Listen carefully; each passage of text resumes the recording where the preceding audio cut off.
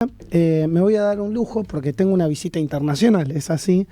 César Gogorza es un amigo que conocí hace poco tiempo en un viaje y la verdad que es una persona muy interesante para charlar, para dialogar por su formación. César es teólogo y además es cineasta. Hizo un doctorado, o sea, se recibió aquí en Buenos Aires de teólogo y también hizo un doctorado en los Estados Unidos, en Chicago. Es pastor desde hace 30 años, es pastor senior de la Iglesia Evangélica Luterana, trabaja en Los Ángeles, en los Estados Unidos, y me parece que vamos a tener una conversación interesante para analizar al ser humano y a las sociedades. Creo que es importante en este marco, en este contexto, después de una pandemia, de alguna manera poder analizarnos. César, gracias por venir a Radio Sónica y por estar aquí, aceptar esta invitación. No, muchas gracias, Maxi, por la invitación. Un placer, realmente muy lindo. Bueno, sos teólogo. Lo primero que te voy a preguntar es ¿por qué estudiaste teología? ¿Por qué estudiaste teología? Mira, en primer lugar creo que está muy enganchado con la fe de uno. Y cuando vos querés un poco investigar un poco más sobre las cosas, ahí es donde te interesa estudiar más sobre la Biblia, profundizar más y preguntas, bueno, ¿cómo se hace para estudiar? O sea, ¿qué es lo que tenés que estudiar? Porque, no sé, ¿te acordás que antes en el secundario te daban como unas clases guiadas de lo que querías hacer? Entonces había un manual de la UBA también que te decía las carreras que podías tomar, pero en ningún lugar decía teología, porque ¿quién iba a estudiar teología? Entonces empezás a investigar y ahí es donde te dicen, bueno, mire, usted tiene que estudiar teología, pero que teología es que si evaluás lo que dice la palabra es el estudio de Dios. Suena un poco pretencioso, ¿no? Entonces, como que no entendés. Pero no, en realidad el estudio teología es la profundización del estudio bíblico, teniendo en cuenta que tenés que estudiar griego y hebreo para empezar a analizar la Biblia en los idiomas originales que la Biblia tiene, porque las traducciones no son muy felices.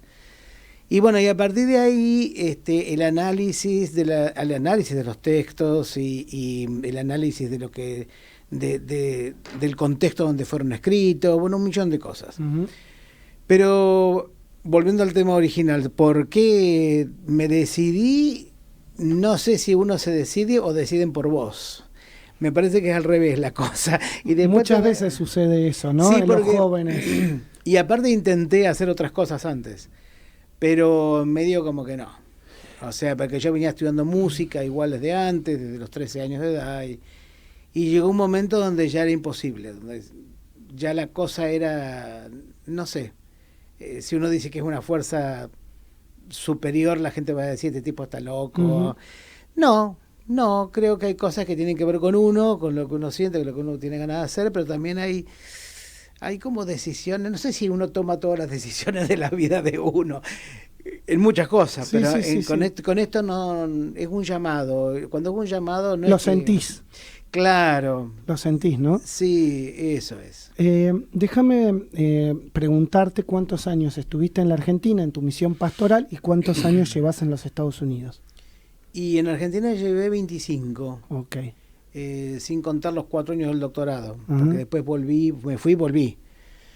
Pero sí, hasta el 2016 estuve acá sacando esos 4 años que estuve en... Y ya llevas 5 años en Estados Unidos. 6 años. 6 años en Estados Unidos. Sí, ahora 6 años en Estados Unidos. Sí. Diferencias de sociedades, ¿qué es lo primero que se te viene a la mente? Digamos, ¿qué diferencias ves a nivel general entre la sociedad argentina y la americana? O en este caso vos estás en Los Ángeles, por ahí debe ser distinto Chicago a Los Ángeles, distinto Nueva York a Los Ángeles, o distinto el centro de los Estados Unidos a Los Ángeles. Pero, ¿qué es lo primero que se te viene a la mente como diferencias de sociedades? Bueno, para empezar, Estados Unidos es un tablero medio difícil. Algunas cosas son parecidas, pero son estados, no son provincias. Y cada estado tiene sus características bastante bien marcadas. Aparte, no fueron todos estados que se unieron de golpe, ni digamos para cuando se incorporó, qué sé yo, California, Texas, Arkansas, ya Nueva Inglaterra, Rhode Island y Ya eran parte de un recontra, estado. claro, ya entonces no fue como creciendo de a poquito, ¿viste? No fue como en el caso de Argentina que las provincias eran. Exacto. Así que ahí ya fue diferente, pero como diferencias grandes, vivir fuera del país te ayuda mucho a ver la Argentina desde afuera y a verte a vos desde afuera. Yo soy de Tandil, de la provincia de Buenos Aires, no digo que toda la Argentina sea igual, pero ahí te das cuenta de la cantidad de influencia europea que tenemos nosotros. Uh-huh. Y también te das cuenta porque te encontrás con un montón de gente de Latinoamérica, en Estados Unidos, que tienen muchísimas diferencias con nosotros. Y que ellos nos ven a nosotros como muy europeos. Y de hecho tu misión pastoral en Los Ángeles está abocada a muchos Sí, latinoamericanos. totalmente, sí, porque está lleno. Pensá que en Los Ángeles un 79% de la población habla español o es Claro. bilingüe. Claro. Digamos, después de México DF, Los Ángeles, que es la ciudad donde más concentración de mexicanos hay. Pero, digamos, una de las diferencias grandes sería esta. En Estados Unidos hay diferentes regiones, hay diferentes influencias en diferentes lugares. Argentina es un poco así. Pero lo más visceral, te diría yo, nosotros somos más informales, o más... nos gusta más improvisar, más que informales. Uh-huh. No informales, pero para algunas cosas nos gusta más improvisar. En Estados Unidos no es tan así. Por ejemplo, algo doméstico que por ahí, si la gente nos está escuchando, lo va a entender más. Uh-huh. Acá yo no tengo que hacer mucho protocolo para ir a tomar mate a tu casa, ¿viste? Te llamo, estás a la tarde, dices, voy, chao. Bueno, allá no. Primero que la gente no te invita a la casa a comer. Ni los latinos tampoco, ¿eh? La gente se reúne, por ejemplo, siempre en lugares abiertos o lugares como clubes, como iglesias, como parques, como gimnasios. Siempre te invitan a La casa es como que lo resguardan, no sé. Absolutamente. Para que alguien te invite a la casa tiene que ser una cosa, pero es muy raro porque hasta todas las fiestas se hacen afuera también. No es eso de que venía a casa que voy a cocinar. No, eso no es así. La gente está todo el día, trabaja, casa, trabajo. El tema de tener amigos, la vida nocturna, por ejemplo, acá de Buenos Aires, que yo la extraño mucho, eso de poder ir a tomar un café, de quedarse charlando, no sé, ¿viste? O la sobremesa, por ejemplo, ya no hay sobremesa. Allá, por ejemplo, la cena es a las 6 de la tarde, muy bien. De 6 a 8. A las 8 todo el mundo sale corriendo. Claro. ¿Y vos sí qué pasó? ¿Y qué pasó si ya yo te invité a comer? Pero la idea era que después tenemos la sobremesa, ¿viste? La charla. No hay charla. Se come como bestias peludas, comen, pero se acabó. Y vos decís, pero ¿y dónde está la parte social de todo esto? La cultura del café. Claro. Te digo, voy largando cosas que se me van ocurriendo. La cultura del café. Si nosotros nos sentamos a tomar un café y te digo, Máximo, a tomar un café, ya sabés que no es solamente tomar un café, es tomar el café, obvio, pero vamos a charlar y el espacio del café en Argentina tiene mucha influencia vienesa o francesa, es la cuestión del debate, de la política, de la discusión, de la charla, no sé, allá no.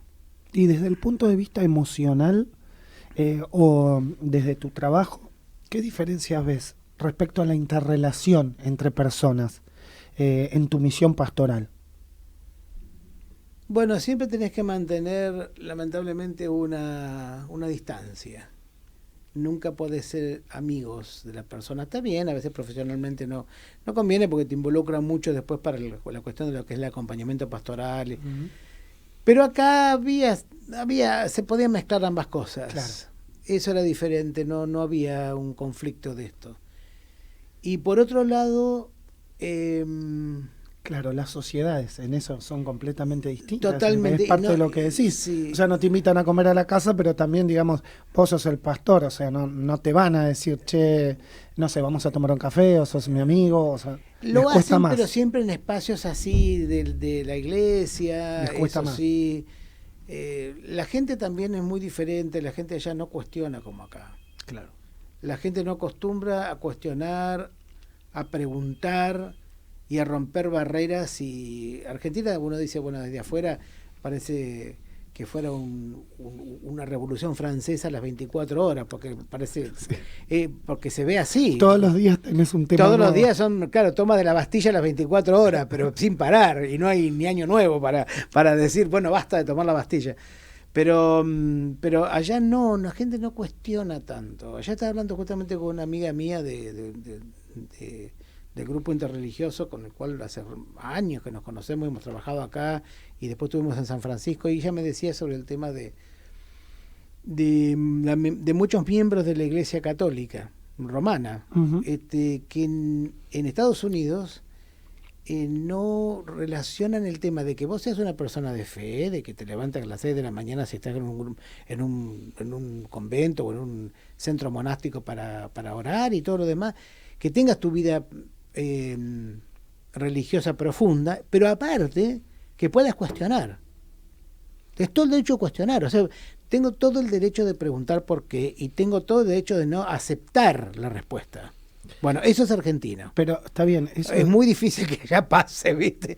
La gente es como más dócil en ese sentido, y acá no lo somos. Puede ser también eso una gran diferencia entre religiones. Es decir, que ustedes cuestionan más y por ahí en la Iglesia Católica no se cuestiona tanto. Es un dogma, es la fe. Más o menos, no, acá la gente cuestiona, ¿eh? Ok. No. Por eso te digo, porque esta mujer está bien comprometida con la Iglesia Católica en esa parte espiritual, todo muy bien y qué sé yo, pero tampoco se calla la boca. Ni ella ni las otras. O sea, no. Formás parte de un diálogo importante, interreligioso, ecuménico. Si yo te tengo que preguntar, ¿cuáles serían las principales diferencias entre la religión católica y lo que vos haces? Porque lo hemos charlado también particularmente. Y sí, por ahí, digamos, estamos en un país que eminentemente es católico, aunque ha perdido fuerza y mucha fuerza a lo largo de estos años. ¿Cuál es la principal diferencia que vos dirías, mira, esto nosotros no lo tenemos? ¿O sí?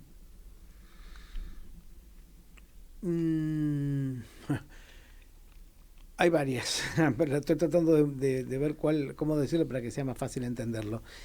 En la iglesia luterana, por empezar, la iglesia luterana se inició como una protesta a la estructura de la iglesia de ese momento, porque la iglesia había caído en abusos terroríficos, en todo sentido. Entonces lo que se quiso no fue armar una iglesia nueva, sino cuestionar la que había. Pero los señores que estaban sentados era en los tronos, la venta de perdones, ¿no? Que correcto. O sea. Y tuvo una estructura teológica armada para contagiarle miedo a la gente. O sea, la gente iba más que nada por miedo y para saber cómo podía hacer para conseguir la salvación. En la iglesia luterana no somos nosotros los que vamos hacia el reino de Dios, sino hacia el reino del que viene a nosotros. Ahí ya hay una gran diferencia. Porque mucha gente dice, dígame qué tengo que hacer para conseguir la salvación. Yo no te puedo decir lo que tengo que hacer. Claro. O sea, le dicen ustedes, ¿no? Y si alguien te lo dice, te está mintiendo. Salvo que te diga, mire señor, usted lo que necesita es tener fe. O sea, no se ponga a hacer donaciones de catedrales, hacer peregrinaciones de acá hasta la Cochinchina y de vuelta de rodillas, porque con eso Dios lo va a amar más. No, Dios no lo va a amar más. Dios ya te amó, punto. Ya te amó. O sea, no vas a la iglesia para comprar el amor de Dios, sino vas a la iglesia porque el amor de Dios ya te compró a vos. O sea, en realidad vas a la iglesia a dar gracias porque ya tenés el amor de Dios, no para pedirlo. Okay. Cuando yo, esto es muy personal, aviso, cuando yo estaba en la Iglesia Católica Romana, sentía, porque yo me hice luterano cuando tenía 15 años, pero de edad, pero cuando yo estaba en la Iglesia Católica, yo sentía como que uno iba a la iglesia a agradar a Dios, para comprar ese amor de Dios. Y nunca alcanzaba, porque siempre era un repodrido asqueroso que era culpable de todo y tenía un dedo que me señalaba. Eso te quería preguntar, ¿cómo se maneja la culpa? Esta palabra que, digamos, para los católicos es por mi culpa. Sí. Aclaro que soy católico, por mi culpa y por mi gran culpa. ¿Cómo lo manejan ustedes? No, es que no hay culpa. O sea, bueno, en realidad, a ver, vamos a ser sinceros, no existe una iglesia luterana compacta, uniforme en todo el planeta. Claro que ahí está la Federación Luterana Mundial en Suiza y ahí hay líneas transversales teológicas que son iguales. Pero, por ejemplo, La iglesia luterana en Zimbabue o en Tanzania, te digo estos nombres porque el país que más luteranos tiene, mejor dicho, el continente que más luteranos tiene es África. Mira vos. Y el país que más luteranos tiene es Tanzania. Mira vos. Por eso lo quería decir, porque si no la gente dice, son todos alemanes. No. Claro que en Alemania, la mitad de Alemania es luterana, la otra mitad es católica romana. El norte de Europa es todo luterano. El luteranismo en Suecia, por ejemplo, entró a fines del siglo XVI por un discípulo de Martín Lutero que se llamaba Olaus Petri. Y cuando entró de una forma muy diferente a otros países. Digo Suecia porque lo conozco, por eso. Pero el concepto de culpa es más fuerte en Suecia que en otros lugares. Okay. El concepto de culpa en Estados Unidos no existe. No, y acá tampoco. Como culpa, porque la culpa es una palabra teológica. No es, vos sos culpable porque se te rompió el florero ayer de tu casa. No, eso es diferente. El concepto culpa tiene que ver con la salvación, con el hecho de que Dios te mire o deje de mirarte. Y si Dios deja de mirarte, estamos en el horno, ¿viste? Porque está bien complicado el tema. No sé si leíste este libro y no lo charlé previamente con vos, o sea que es una pregunta que la podemos pensar juntos. Sí. ¿Es más fácil ser protestante, es decir, ser luterano y ser capitalista, que ser católico y ser capitalista? ¿Por qué te pregunto esto? Por un libro que leí en la universidad que me pareció muy interesante, que era La ética protestante y el espíritu del capitalismo. Sí, en realidad los países protestantes tienen una estructura más adecuada para que el capitalismo reine, digamos, en tal caso. Sí, de hecho que sí. Es interesante pensarlo eso, digamos, de esa manera y, digamos, la concepción... Pero no es porque el luteranismo los apoye, sino porque las estructuras se han dado, porque Lutero tiene un libro muy interesante que se llama Contra el comercio y la usura, que deberíamos repartirlo acá por todos lados. Es buenísimo ese texto, se lo recomiendo, donde habla con respecto a este contexto de inflación, habría que repartirlo. Sí, repartirlo en la Casa Rosada, en la Casa Blanca, en muchos lugares donde justamente esto están en apogeo. Pero digamos, no, él trabaja sobre el tema de la usura y no es que se lleva bien con eso. Pero una cosa es el luteranismo y otra cosa es como después en los países eso anidó y el proceso que generó en cada uno de los países. Pero claro, muchas veces los países luteranos que están haciendo cosas que no tienen que ver con las líneas teológicas luteranas, se han ido por otras vertientes, sí, ¿no? Te entiendo. ¿Sabes qué? Vos decías, bueno, que no hay culpa, o sea, que se maneja de otra manera la culpa, para decirlo correctamente.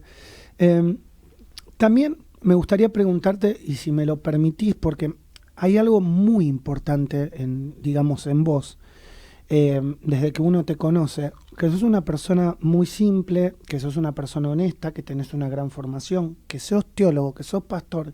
Y a mí, sobre todo, lo que me llamó la atención de vos es tu vida personal.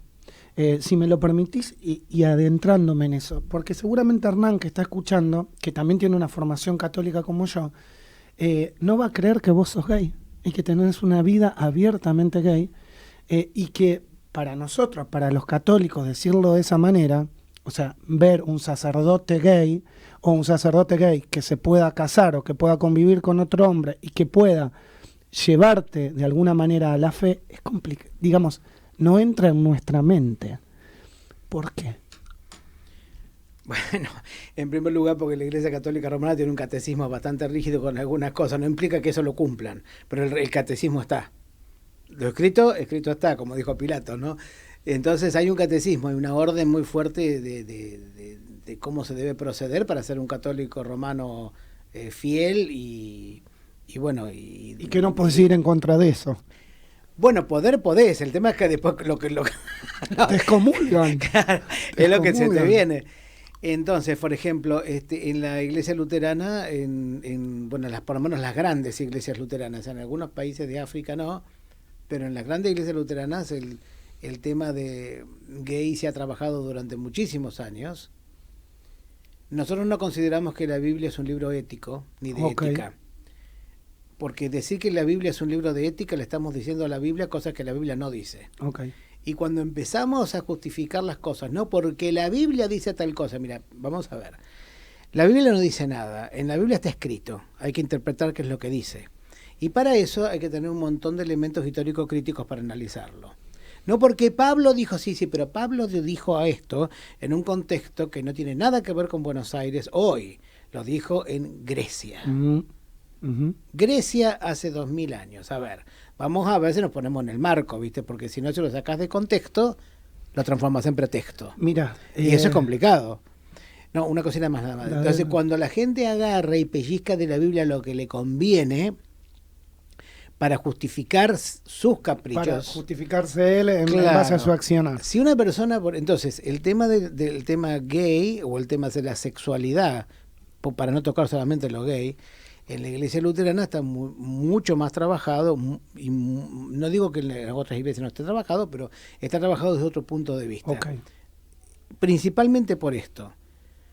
No hay nada que vos puedas hacer dentro de nuestra iglesia, dentro del concepto luterano, no hay nada que uno pueda hacer para agradar a Dios o para comprar el amor de Dios y para llegar al reino de los cielos. Se entiende. Así que si alguien me dice que porque es heterosexual está más cerca del reino de los cielos que es gay, bueno, se está equivocando ampliamente. Porque es el reino el que viene a nosotros no podemos ir hacia él. ¿Por qué? Porque tenemos una cosa que se llama pecado. Y el único que está libre de eso es Jesucristo. Algunos parece que lo tienen que recordar a ese tema. ¿Por qué te digo esto? Porque justamente la persona que dice, este otro no es como yo, bueno, ahí estamos en el horno, claro. Estás trazando una línea, te pones del otro lado del mostrador, entonces te pones como juez, exacto. Que es justamente lo que la Biblia no dice. Si estás tan preocupado porque la Biblia dice que no puede haber matrimonios gays, también deberías estar preocupado porque la Biblia te dice que no debes ser juez de tu prójimo. Exacto. Pero sin embargo son muy quisquillosos para sacar de contexto ciertas frases que las sacan completamente de contexto, y por supuesto al sacarlas de contexto puede decir cualquier cosa y otras no.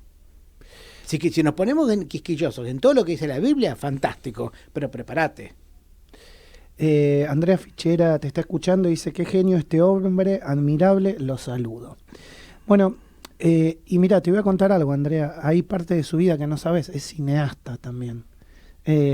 César es cineasta y bueno, está llevando adelante su tesis que tiene que ver con los medios de comunicación y justamente los inmigrantes en Estados Unidos. ¿Por qué elegiste este tema? Bien, uno elige las carreras, yo elegí 3 de mi vida, pero elige las carreras primero porque tiene una sensibilidad artística y se te vienen las ideas a la cabeza, pero por otro lado decís, bueno, ¿cómo puedo utilizar este don para ponerlo al servicio de Dios? O sea, al servicio de Dios, no al servicio de la institución iglesia. Para mí, cuando uno habla de iglesia... Claro, lo que pasa es que hay que, digamos, los que somos católicos tenemos que sacarnos. Correcto. Eso, ¿entendés? Para mí la iglesia no está dentro de un edificio, la iglesia es la iglesia. Y el edificio no tiene el copyright de Dios. Exacto. Entonces, ese es el problema, justamente. Y eso es lo que intentó hacer la reforma. No es abrir las puertas de la iglesia, es quitar la puerta de la iglesia. Porque cuando la gente dice, tenemos que hacer misión, tenemos que abrir la puerta de la iglesia. No. Si tenemos que abrir la puerta de la iglesia, alguien tiene la llave y decide cuándo la abre y cuándo la cierra. Entiendo. Que yo entienda, el que decide eso es Cristo. Y aparte no es una puerta física, es una puerta dimensional, espiritual, existencial. El gran problema que tiene la iglesia cristiana, que la tuvo durante todos los 2000 años, sea luterana, católica, lo que sea, católica romana, mejor dicho, pero nosotros también somos católicos, por eso lo quiero aclarar. No somos romanos, pero sí somos apostólicos y católicos. Entonces, el problema grave es cuando alguien se cree que tiene el derecho de abrir o cerrar la puerta de la iglesia. Y se cree como que es el dueño de la iglesia, entonces vos recibís a la gente como si fuera el living de tu casa. Claro. No. La iglesia no es ese, la espacialidad no es esa. Y esa espacialidad que está dentro de la iglesia, que no es la iglesia edificio, sino la iglesia como dimensión espiritual, atmósfera, como un océano de sentido, tiene 3 elementos que son claves para que la gente pueda conocer a Cristo. ¿Qué significa conocer a Cristo? Significa que la persona se dé cuenta que es amado, punto número 1, porque la gente acá anda caminando por la calle y no se da cuenta que es amado, Ujú. se siente que es juzgado y condenado, pero Claro. no amado, que es diferente. O sea, y a partir de ahí, de que uno se siente amado, te podés poner de pie como ser humano. La gente últimamente anda mendigando sentimientos, porque no se siente de pie como ser humano. Bueno, el que te pone de pie como ser humano no es uno, ni tu abuela, ni tu tío, es Cristo. ¿Cómo haces para acceder a Él? Con 3 elementos claves: la bienvenida, la hospitalidad y la inclusividad. Ujú. ¿Cómo se da eso? ¿Solamente con la palabra de Dios? Sí. ¿La palabra de Dios es solamente lo que está en la Biblia escrito? No. La palabra de Dios es verbo. Está mal traducido palabra o acción de Dios en español, porque la palabra en hebreo significa la palabra en hebreo es dabar. Ajá. Dabar. Este dabar se traduce como el accionar de Dios, Ok. pero se traduce más bien como la palabra de Dios. Pero cuando uno dice palabra de Dios no se entiende en español lo que significa dabar, porque dabar es el empuje de Dios, es la acción. Cuando Dios habla, Dios crea, inventa, crea el universo mientras habla. Entonces, el tema es, para no irme mucho por las ramas, pero el tema es que estos 3 pilares que te digo yo, que tienen la inclusividad, la bienvenida y la hospitalidad, que están en la palabra de Dios, están en la acción de Dios, y la acción de Dios no está solamente dentro de un libro. Entiendo, El libro entiendo. lo que intenta es de alguna forma bosquejar un poquito la experiencia que tuvo un pueblo con esa acción Ujú. de Dios, pero no es la única. Me quedó clarísimo.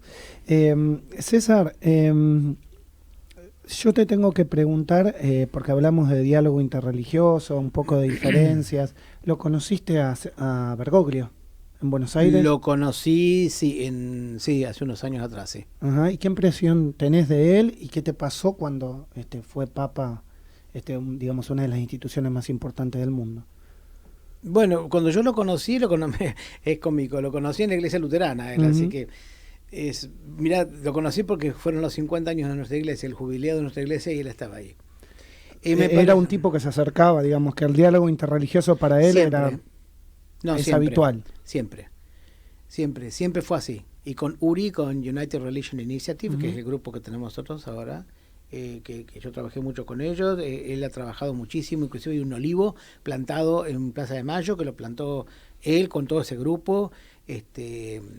Es una persona que siempre le ha dado mucha importancia al diálogo intercultural, al diálogo religioso, que ha recordado y puesto sobre el tapete algo que no estaba puesto, que tiene que ver con un tema de derechos humanos que es bastante importante, que fue el genocidio armenio. Exacto. Que lo habían dejado completamente en el desván tirado, y no es poca cosa, porque hay muchísima gente acá que viene. Y es verdad, y eso. él levantó mucho esa bandera. Sí, y hay una Sí. placa dentro de la catedral en Buenos Aires que tiene que ver con eso. O sea, no, me parece una persona, bueno, dentro de los límites de su cargo también, a mí me pareció muy importante para el diálogo. Me parece realmente una persona importante. Realmente me parece importante. Y ahora está dedicándose también a muchas cuestiones que tienen que ver con la ecología, con el cuidado del planeta. Importantísimo eso. Una relación, inclusive fíjate la relación interreligiosa de él como papa también. No sé, yo lo veo desde afuera, me parece... Claro, porque vos también lo ves desde Estados Unidos y también es bueno también mirarlo desde otro lado. En Argentina está todo muy, digamos, muy metido con el tema político, ¿no? O sea, bueno, o tiene este pensamiento político, y me parece que mirar la misión pastoral y desde otro país es importante. Y aparte no mezclar todo. Ayer estábamos hablando con esta amiga mía que también es muy crítica y me decía, es que hay gente católica, César, dice que mezcla todo. Tengo amigas mías de toda la vida, gente pero re metida en el... Pero esto que decís es re importante de la Laudato Si. O sea, que es la encíclica relacionada con el clima, con el cambio climático, y lo que la gente está haciendo, o lo que le estamos haciendo al planeta. En el primer año la Laudato Si fue muy importante para marcar la misión pastoral de Bergoglio. Pero inclusive, a ver, no quiero hablar mucho del Papa, pero lo estoy hablando desde afuera. No, pero te lo pregunto. Pero a ver, digamos, ¿qué papa? Decime uno, porque yo no conozco, pero decime, ¿qué papa cuando asume, el día que asume, en vez de darle la bendición al pueblo, agacha la cabeza y le pide que el pueblo lo bendiga a él? Claro. A ver, vamos a empezar por ahí. O sea, eso fue No, magistral. Eso fue profético. Y no lo hizo solamente para tener lobby. Qué importante que lo digas, la verdad que esto me parece es interesante. Pero escuchame, por favor, esto es muy importante. Para una persona, para un teólogo, para una persona que aparte que salió de Villa 31 y que asumió su candidatura con los mismos zapatos que tenía acá, muy simbólico eso, cinematográficamente muy simbólico. Tal cual. No fue con zapatos de badana de Gucci, de una sola pieza, como otros ya que sos tenían los zapatos de Gucci. Sos cineasta, ¿viste Los Dos Papas? Sí, lo vi, claro. ¿Y qué te pareció? Realmente bueno, muchas cosas, pero una película muy original, muy bien trabajado el guión, muy bien trabajada. Se anima a inspeccionar sobre lo que son dos personas más allá del cargo. A eso me refiero. Sí, en la se esencia, anima, sí, claro, a meterse en el ser humano. Inclusive cositas que, por ejemplo, en el caso de Benedicto XVI, desea no hablar y se hace como medio el que mira para arriba cuando no desea enfrentarse con ciertas cosas. Exacto. Porque prefiere que no sea así. Mucha sabiduría también. Bueno, yo digo, a partir de ahí, de eso que él hace como papa, imagínate que es obvio que está marcando una era diferente. Otra cosa interesante que lo quiero marcar también, porque hay muchas cosas interesantes de él, fue el único que se animó a ir a la isla de Lampedusa. Olvídate, eso es. O sea, y vos tenés una tesis sobre inmigración. Estamos hablando de la migración de millones de personas de África que mueren en el mar desesperados. Bueno. Si eso no es sensibilidad de la iglesia, no sé a qué se le llama sensibilidad. Sabés que me quedé con muchas ganas de seguir charlando con vos. No va a faltar oportunidad, sé que no va a faltar oportunidad. Y la verdad que te agradezco por estos minutos, por abrirte, digamos, a un medio argentino, por venir, por charlarlo, por más allá de la amistad, por digamos, tener una agenda abierta, que a veces no es fácil, digamos, en el tema religioso. Por el que dirán, porque el otro que está escuchando es muy sensible, porque piensa de otra manera, y la verdad que me pareció una charla más que interesante. César, gracias por venir a Radio Sónica. No, gracias por la invitación. César Gogorza, en la mañana del arranque. Nosotros llegamos al final del programa, nos despedimos.